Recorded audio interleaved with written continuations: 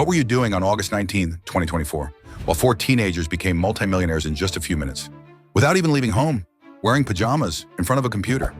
Imagine waking up tomorrow and finding $230 million in your account. What would you do? That's exactly what happened to this group of young men. They pulled off one of the biggest cryptocurrency heists in history, and I promise you, this story will grab you from beginning to end. Oh, wow. No way. No fucking way. I see it, bro. It's on the blockchain. It's on the blockchain, bro. No fucking way, nigga. Yes, you heard that right. 4,100 bitcoins vanished in the blink of an eye. These young prodigies were all focused on a single goal: hacking a man known as Genesis Creditor, a major figure in the crypto world and a multimillionaire who had been investing in this space for years. So how did these teenagers manage to hack his entire fortune with just a few clicks? Are we talking about genius-level coders straight out of a science fiction movie? The truth might surprise you, because Malone and his team didn't hack any complex systems. They did something far more clever. Something that, in theory, you could do too. But it came with enormous risks that would eventually catch up with them. But they exploited the biggest vulnerability that exists: human nature itself.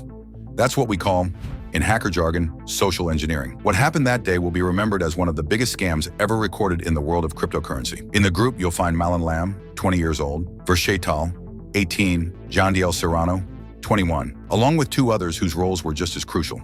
They all lived with their parents in the suburbs of Singapore and were seen as geeks by pretty much everyone around them. Rather than going to school or hanging out like people their age, they spent their days online, doing things that were clearly illegal.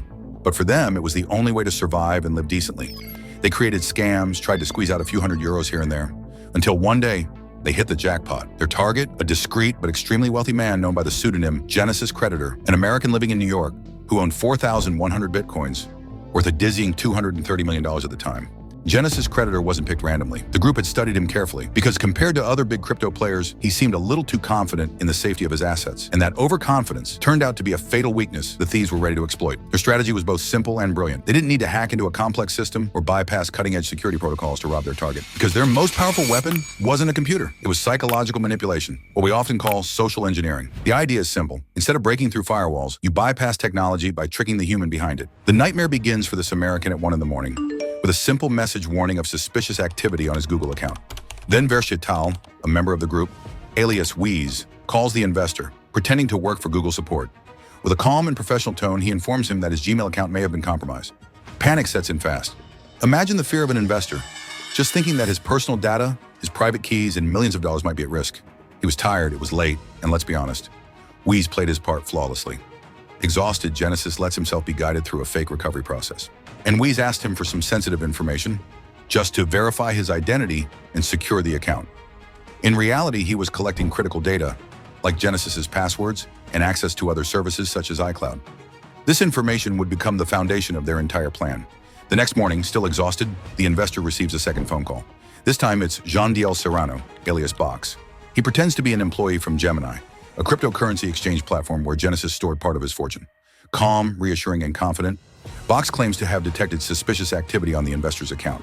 With flawless composure, he asks Genesis to provide his two-factor authentication code. Pressured and half awake, Genesis gives it to him, without suspecting a thing. But that one simple code just opened the door to his Gemini account, where part of his bitcoins were stored. And that's when Malone Lam enters the scene, with the most Machiavellian part of the plan. Posing as yet another security expert, Malone contacts Genesis once again, and convinces him that he urgently needs to install a new piece of software to protect his crypto wallet. He sends him a link to a program called AnyDesk, but presents it as an advanced protection tool. In short, the ultimate way to make sure none of his cryptocurrencies ever get stolen. Still panicked, Genesis believes he's protecting his assets and follows the instructions to the letter. He downloads and installs the software without suspecting for a single second what's really happening. But in reality, AnyDesk has nothing to do with protection. It's a tool that allows someone to take full control of a computer remotely. What we call in cyber jargon, a Trojan horse. In just a few clicks, Malone and his team gain access to all his files, his passwords, and most importantly, the private keys to his Bitcoin wallets. The group knows they've only got a few minutes to act. So as quickly as possible, 4,100 Bitcoins, worth about $230 million, are transferred out of Genesis's wallet and into wallets controlled by the thieves. Every step is meticulously planned so that the money disappears just as fast as it appeared. Genesis doesn't even realize what just happened. While he thinks he's securing his account, his wallet is already being emptied, falling to zero in just a few seconds. The Singaporean crew has just pulled off the heist of the decade. $238 million gone in just 3 phone calls. But the hardest part is yet to come. Because despite all their ingenuity, the thieves make a monumental mistake. In the middle of their euphoria, some of them actually film themselves committing the theft. Oh my god! No fucking way. $243 million! Yes! Oh my god! Oh my god! Bro, I'm gonna spaz out! Holy fuck! Quarter of a bill. Probably. Split 3 ways or is it 4 ways? And you're probably asking yourself, just like I did, why would they film themselves? Why take such a massive risk recording this scam in real time? No one really knows, but it's probably arrogance. Probably the need to prove to everyone who doubted them that they made it. And let's not forget, they were just 20 years old. Sure, in just a few hours, they became multimillionaires, but their mindset, it hadn't changed a bit. Except now, the hardest part was still ahead. Exactly 17 minutes after transferring the first Bitcoins, the thieves launched the most critical and dangerous phase of their plan, hiding the stolen Bitcoin across the blockchain so no one could trace them. And you might be wondering, how can a sum that big, $230 million, just disappear right under the noses of authorities? Well, in crypto, it's surprisingly easier than you'd think. They used a method called peel chains. The idea is simple, but extremely effective. You take the stolen Bitcoins and you split them into hundreds or thousands of tiny transactions, scattering them across just as many wallets. Why? Because each small transaction muddies the trail a little more. Analysts trying to follow the money end up lost in a digital labyrinth. And that's not all. The thieves never let the Bitcoin sit in one place for too long. They quickly start converting them into other cryptocurrencies. First, Bitcoin becomes Litecoin, a fast and widely accepted coin. Then it's exchanged for Ethereum. And finally, into Monero. Why Monero? Because it's known for its near-total anonymity. Once the funds are fully converted into Monero, tracing their origin becomes nearly impossible. This complex operation continued for several days. The thieves created dozens of accounts, swapped coins constantly, deposited money into brokers and exchange platforms all around the world. Air coordination is impressive. It almost feels like they've been doing this their whole lives. And yet, despite all this precision, some members just couldn't help but dream about what they'd do with their newfound fortune. Between two transactions, they talked about luxury watches, sparkling jewelry, and even sports cars. This contrast in between their technical discipline and their irresistible urge to spend is what makes this story so fascinating. While most of the group tried to lay low after the heist, spending just a few thousand here and there, Malone couldn't resist the call of luxury. He didn't just want to enjoy his wealth, he wanted the whole world to know he had made it. So he moved to Los Angeles and dove headfirst into a lifestyle where every moment was a celebration of excess. From day one, Malone became a regular in the city's most exclusive nightclubs. Every evening was a spectacle. He ordered bottles of champagne, sometimes 2 or 3 at a time, just to impress the crowd. VIP tables were always reserved under his name, surrounded by a loud and admiring entourage. The bills? Absurd. $265,000, $300,000. Even one legendary night where he dropped $560,000. All of it for just a few hours of partying. Malone became a living legend. Waiters treated him like royalty. Other guests looked on with a mix of admiration and envy. Phone cameras lit up every corner of the club, capturing these scenes of pure decadence, which Malone proudly shared on social media. Malone didn't just want to dominate Los Angeles. In search of new thrills, he rented a private jet to fly to Miami, where he took things to the next level. There, he settled into a villa worthy of Hollywood's biggest stars, a mansion where every corner screamed luxury. And right in front of the villa, a garage that looked like a luxury car showroom. Every vehicle was a carefully chosen collector's item. A pink Lamborghini Urus, gifted to his ex-girlfriend. A brand new blue Lamborghini Urus just for himself. A black and pink Rolls Royce that turned every head. A white Lamborghini with a bold baby blue interior. A matte black Lamborghini, both aggressive and sophisticated. A Porsche 911, a Ferrari SUV, and not one, but 2 Mercedes G-Class. Because for Malone, one was never enough. And to impress even more, he didn't hesitate to give gifts to strangers. In the clubs, he was known for handing out luxury handbags. Chanel, Hermes, Prada, to women who didn't even know who he was. But this lifestyle didn't go unnoticed.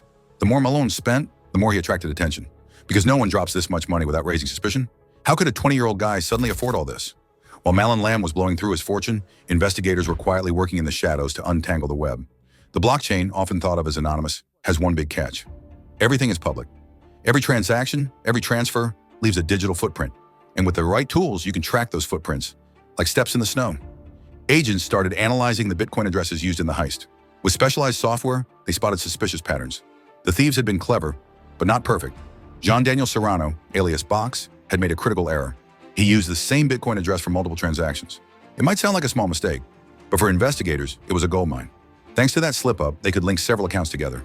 But that wasn't all. In their excitement, the thieves had filmed themselves. In those videos, they celebrated their success, joked with each other, and even mentioned their real names.